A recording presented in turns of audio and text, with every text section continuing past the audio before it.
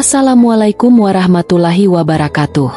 Marilah kita bersama-sama mengucapkan sholawat kepada baginda Rasulullah Shallallahu alaihi wasallam. Semoga kita semua mendapatkan syafaat beliau di yaumul akhir. Pernahkah kalian mendengar kisah tentang seseorang yang dipaksa menikah dengan orang yang paling dibencinya? Pernahkah kalian membayangkan bagaimana kebencian yang begitu mendalam bisa berubah menjadi cinta sejati?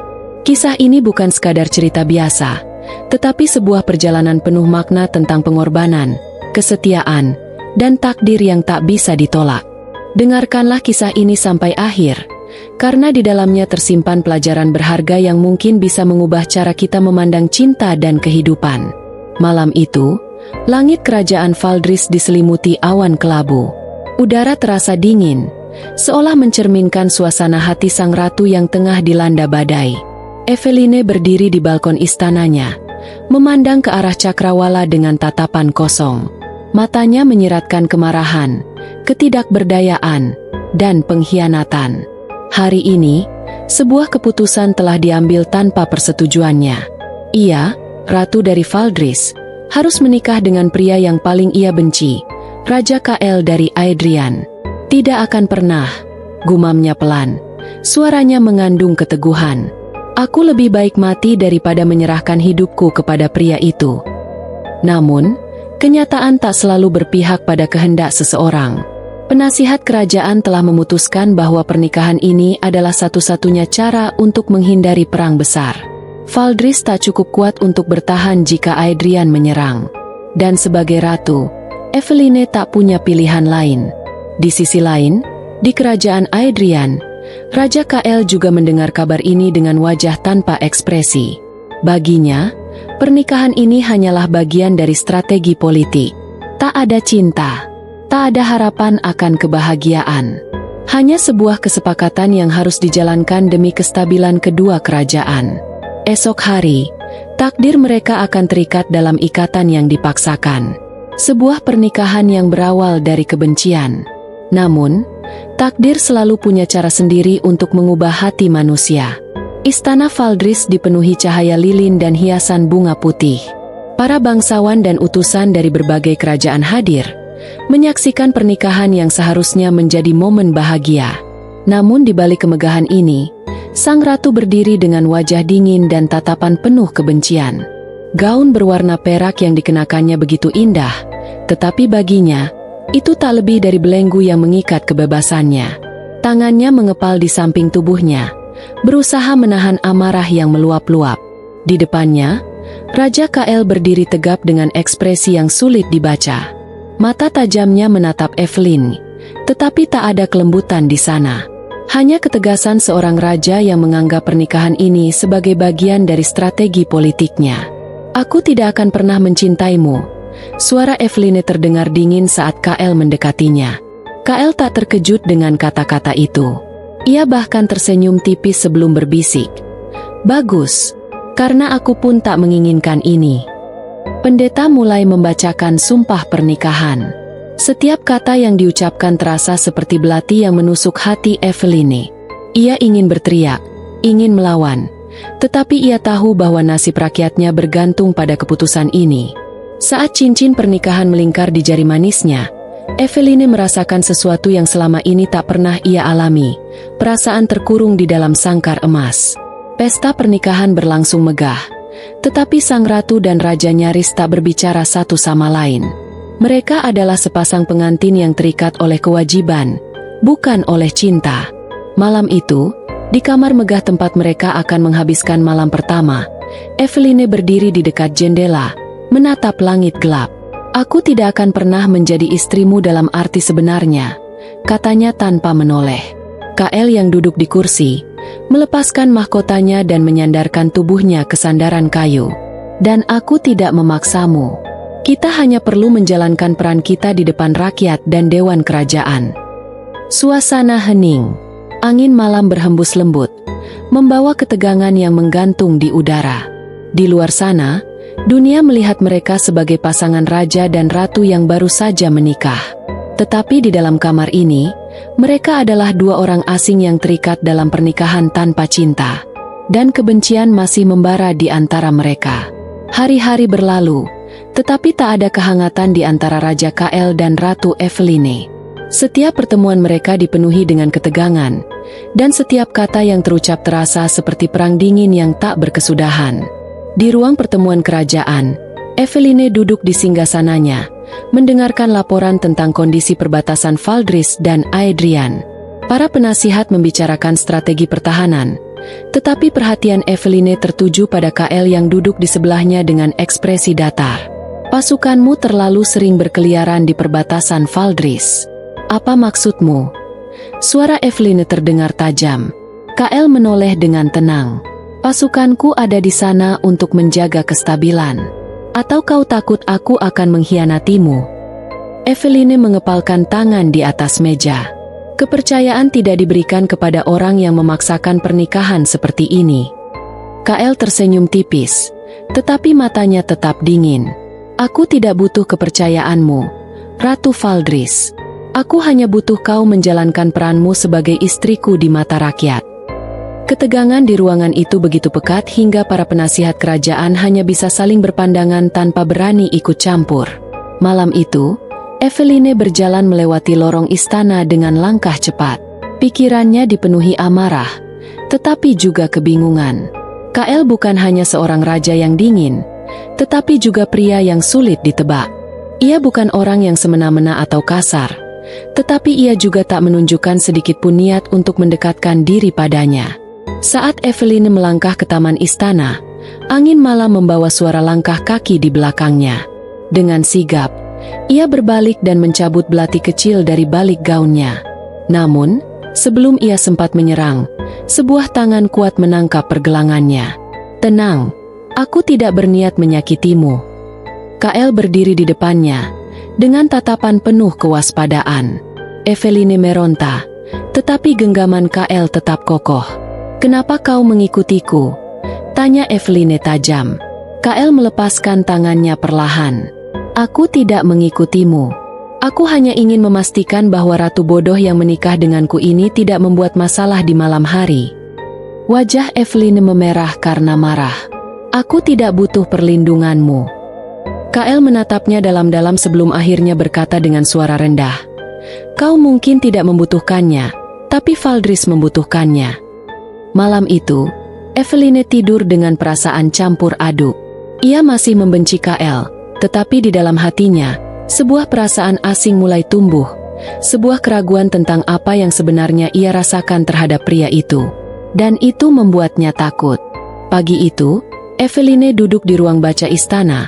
Matanya menelusuri baris demi baris dokumen tentang kondisi pangan dan keamanan kerajaan. Namun, pikirannya tidak sepenuhnya fokus. Perkataan Kael tadi malam masih terngiang di benaknya. Kau mungkin tidak membutuhkannya, tapi Valdris membutuhkannya. Eveline menghela napas panjang. Ia masih ingin membenci Kael, tetapi semakin ia mengenalnya, semakin sulit baginya untuk tetap memandangnya sebagai musuh. Sementara itu, di halaman latihan, Kael sedang berlatih pedang dengan beberapa prajuritnya. Tubuhnya berlapis keringat, tetapi gerakannya tetap cepat dan presisi. Dari balkon lantai atas, Eveline memperhatikannya dalam diam. Ia mengakui satu hal, Kael bukan sekadar raja yang memimpin dari balik meja. Ia bertarung bersama prajuritnya, melatih diri, dan memastikan bahwa ia cukup kuat untuk melindungi kerajaannya. Tetapi di balik semua itu, ada sesuatu yang lain. Sesuatu yang belum pernah ia sadari sebelumnya. Kael bukan sekadar pria dingin yang memaksanya menikah. Ia adalah seseorang yang juga dibebani oleh tanggung jawab berat sebagai pemimpin. Dan untuk pertama kalinya, Eveline mulai melihatnya bukan sebagai musuh, tetapi sebagai seseorang yang memiliki luka dan beban yang sama sepertinya. Suatu malam, saat Eveline berjalan melewati lorong istana, ia melihat pintu ruang kerja Kael sedikit terbuka. Cahaya lilin berkelip di dalamnya. Rasa penasaran membuatnya mendekat. Kael duduk di meja besar. Tangannya menggenggam sebuah surat yang tampaknya telah berulang kali ia baca. Wajahnya tampak lelah, dan ada bayangan kesedihan di matanya. Tanpa sadar, Eveline melangkah masuk. Apa yang kau lakukan di sini? Suara Kael terdengar serak. Eveline ragu sejenak sebelum menjawab. Aku hanya ingin memastikan kau tidak merencanakan sesuatu yang licik. Kael tersenyum tipis, tetapi kali ini, senyum itu tidak penuh ejekan seperti biasanya. Ia meletakkan surat di meja dan menatap Eveline dengan ekspresi yang sulit diartikan. Aku lelah, Eveline. Kata-kata itu begitu jujur, begitu berbeda dari sikap dinginnya yang biasa. Eveline terdiam. Untuk pertama kalinya, ia melihat Kael sebagai manusia, bukan sebagai musuh, bukan sebagai raja yang ia benci, tetapi sebagai seseorang yang juga memiliki batasnya. Dan tanpa ia sadari, sesuatu dalam hatinya mulai berubah. Malam itu, Eveline tidak bisa tidur. Kata-kata Kael terus terngiang di kepalanya. Aku lelah, Eveline. Ada sesuatu dalam suaranya yang membuat hati Eveline bergetar. Selama ini, ia hanya melihat Kael sebagai pria dingin tanpa perasaan, tetapi kenyataan berkata lain. Ia pun membawa beban yang tak ringan. Namun, sebelum ia bisa memahami lebih jauh perasaannya, bahaya datang mengintai. Di dalam istana, seseorang bergerak dalam bayang-bayang. Penasihat kepercayaan Eveline, Lord Garrick, berjalan menyusuri lorong dengan langkah hati-hati. Wajahnya penuh ketegangan, tetapi tekadnya sudah bulat. Ia telah berkhianat. Sejak awal, ia menentang pernikahan antara Valdris dan Aedrian. Baginya, sang ratu telah kehilangan kehormatannya dengan menikahi pria yang seharusnya menjadi musuh. Dan malam ini, ia akan memperbaiki kesalahan itu. Di dalam ruangan pribadinya, Eveline dikejutkan oleh suara dentuman keras. Pintu kamar didobrak, dan beberapa pria bersenjata masuk dengan cepat. Bawa dia! Jangan biarkan dia kabur. Suara Lord Garrick bergema. Eveline berusaha melawan, tetapi jumlah mereka terlalu banyak. Sebelum ia sempat mengambil belati dari balik jubahnya, sesuatu menghantam belakang kepalanya. Pandangannya mengabur, lalu semuanya menjadi gelap. Di sisi lain istana, Kael sedang berdiri di balkon, menikmati ketenangan malam yang jarang ia rasakan. Tetapi ketenangan itu buyar saat seorang prajurit berlari mendekatinya dengan napas tersengal. Yang mulia, sang ratu telah diculik. Darah Kael seketika mendidih. Siapa yang melakukannya? Suaranya dingin dan tajam seperti mata pedang. Orang-orang dari dalam istana, mereka membawanya keluar melalui jalur rahasia. Tanpa berpikir panjang, Kael meraih pedangnya dan bergegas. Ia tak peduli bahwa ini bisa menjadi perangkap. Ia tak peduli bahwa nyawanya sendiri bisa terancam. Yang ada dalam pikirannya hanya satu hal, ia harus menyelamatkan Eveline. Di dalam ruang bawah tanah yang gelap dan lembab, Eveline terbangun dengan kepala berdenyut. Tangannya terikat di belakang kursi, dan di depannya, Lord Garrick berdiri dengan ekspresi penuh kebencian. Kau telah mencoreng kehormatan Valdris dengan menikahi musuh, katanya dengan nada dingin. Aku tidak akan membiarkan kerajaan ini jatuh lebih jauh. Eveline menatapnya tajam. Kau pengkhianat. Garrick tersenyum dingin. Tidak, akulah penyelamat Valdris. Namun, sebelum ia bisa melanjutkan, terdengar suara dentuman keras dari luar. Suara pedang beradu, teriakan prajurit, dan langkah kaki mendekat dengan cepat. Pintu ruang bawah tanah itu didobrak dengan kasar. Di ambang pintu, dengan pedang berlumuran darah dan napas memburu, Kael berdiri seperti iblis yang baru saja keluar dari neraka. Mata mereka bertemu, dan untuk pertama kalinya, Eveline merasakan sesuatu yang lebih kuat dari sekadar kebencian. Ia merasakan ketakutan kehilangan pria itu. Kael menghunus pedangnya. Sentuh dia sekali lagi, dan aku bersumpah ini akan menjadi malam terakhirmu hidup di dunia ini. Lord Garrick menegang. Ia tahu, ia telah melakukan kesalahan besar. Dan malam itu, istana Valdris menyaksikan amarah Raja Aedrian yang tak terhentikan. Suara pedang beradu memenuhi ruangan bawah tanah yang lembab. Kael bergerak dengan kecepatan kilat. Setiap ayunan pedangnya mengoyak pertahanan musuh. Para pengkhianat berjatuhan satu persatu, tetapi Lord Garrick tak tinggal diam. Dengan licik, ia menghunus belati dan berlari ke arah Eveline yang masih terikat. Jika aku tidak bisa menyelamatkan Valdris dari pernikahan ini, Setidaknya aku bisa memastikan kau tidak hidup untuk menyesali keputusanmu. Mata Eveline membesar. Ia mencoba bergerak, tetapi tali di tangannya terlalu kuat. Belati itu melesat, mengarah tepat ke jantungnya. Namun, sebelum belati itu mencapai tubuhnya, sesuatu bergerak lebih cepat. Darah berceceran di lantai. Eveline terkejut saat melihat KL berdiri di depannya. Dadanya tertancap belati Lord Garrick. KL mengerang pelan, tetapi ekspresinya tetap tajam. Dengan kekuatan terakhirnya, ia menebaskan pedangnya ke dada Garrick, membuat pria itu tersungkur tanpa nyawa. Kesunyian melanda ruangan. Eveline menatap KL yang perlahan berlutut di depannya. Darah mengalir dari luka di tubuhnya. "Kenapa kau melakukan ini?" Suaranya bergetar. KL mencoba tersenyum, meskipun rasa sakit jelas terpancar di wajahnya. "Karena aku tidak bisa membiarkan seseorang menyakitimu." Untuk pertama kalinya, Eveline merasakan ketakutan yang belum pernah ia alami sebelumnya. Bukan ketakutan akan kehilangan kerajaannya. Bukan ketakutan akan pernikahan yang dipaksakan. Tetapi ketakutan akan kehilangan pria yang selama ini ia benci. Tetapi kini mulai ia sadari bahwa kebencian itu telah berubah menjadi sesuatu yang lain. Sesuatu yang lebih dalam. Dengan tangan gemetar, Eveline meraih wajah KL, menatapnya dengan mata berkaca-kaca.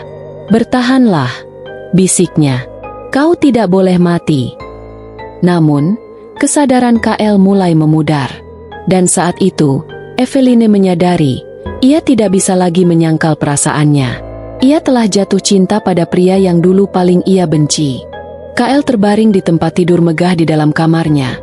Napasnya lemah tetapi tetap stabil. Tabib istana telah melakukan yang terbaik untuk menyelamatkannya. Tetapi luka di dadanya masih membutuhkan waktu untuk sembuh. Di samping tempat tidur, Eveline duduk dengan tatapan kosong. Tangannya yang dulu terbiasa menggenggam pedang kini hanya bisa menggenggam tangan KL yang dingin. Beberapa hari berlalu, dan KL belum juga terbangun. Setiap malam, Eveline tetap berada di sisinya, memastikan bahwa ia tidak sendirian. Ia tak lagi peduli dengan kebencian yang dulu memenuhi hatinya. Yang ia tahu hanyalah satu hal, ia tak bisa kehilangan pria ini. Malam itu, saat bulan menggantung tinggi di langit, KL mengerang pelan. Matanya yang tajam perlahan terbuka, menyesuaikan diri dengan cahaya lilin yang temaram. Hal pertama yang dilihatnya adalah wajah Eveline.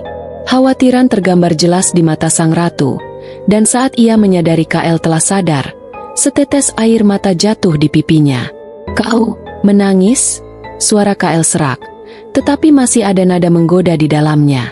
Eveline cepat-cepat menyeka air matanya, berusaha menyembunyikan emosinya. "Tentu saja tidak," jawabnya dengan suara bergetar. "Aku hanya kelelahan." KL tersenyum tipis, meski wajahnya masih pucat. "Jadi, kau peduli padaku sekarang?" Eveline terdiam.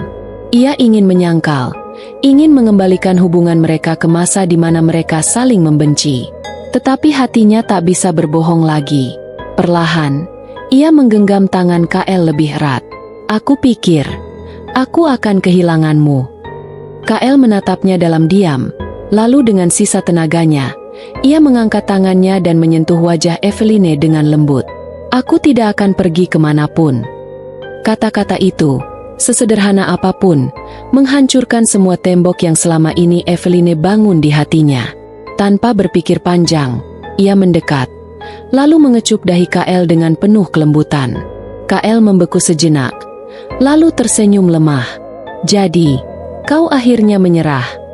Eveline menatapnya dengan mata berkaca-kaca, tetapi kali ini, bukan karena kesedihan.